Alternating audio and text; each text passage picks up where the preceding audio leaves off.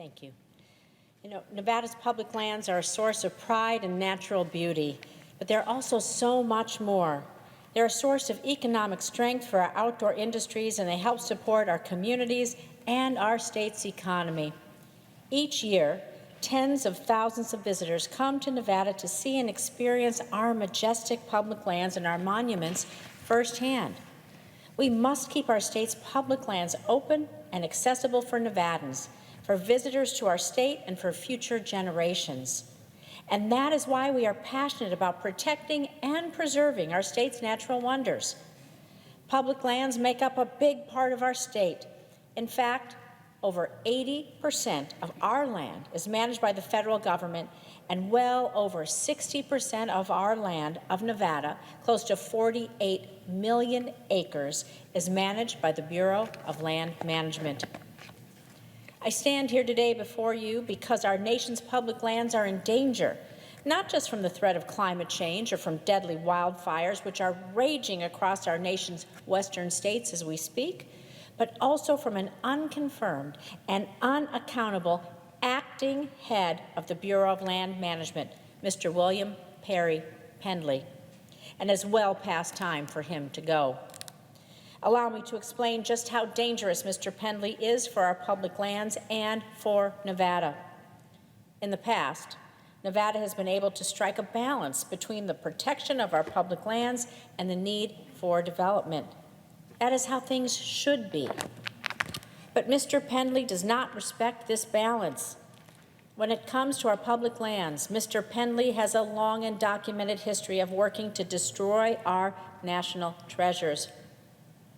Some of the highlights of Mr. Pendley's disturbing anti-public land actions and sentiments include this: working on behalf of private interests to roll back critical public land protections during his tenure at a law firm, advocating for the repeal of the Antiquities Act, a landmark law signed by President Teddy Roosevelt that protects our public lands and gives the president the power to designate national monuments, and fighting to drill on sacred Native American lands while mocking these same Native Americans' religious beliefs.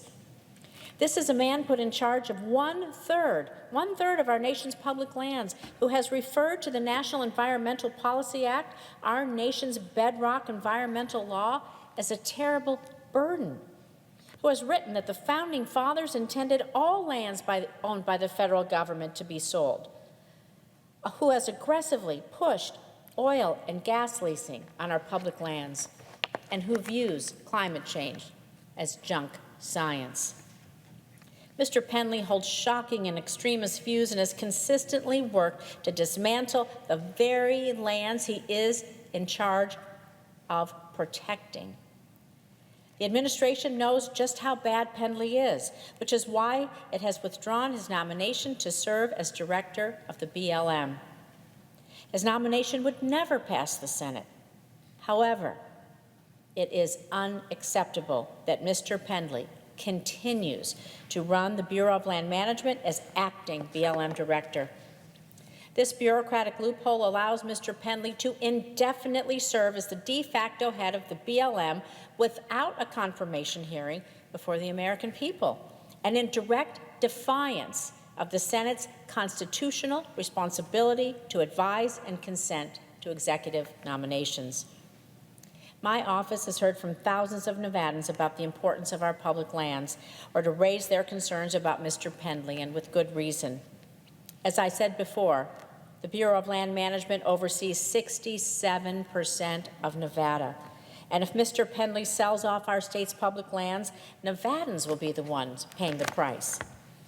I share the concerns of my constituents. Mr. Pendley was unfit to be confirmed as director, and he is unfit to exercise the authority of the director without being confirmed. For these reasons, this summer I joined my Senate colleagues in asking Secretary Bernhardt to remove Mr. Pendley from his unconfirmed position immediately.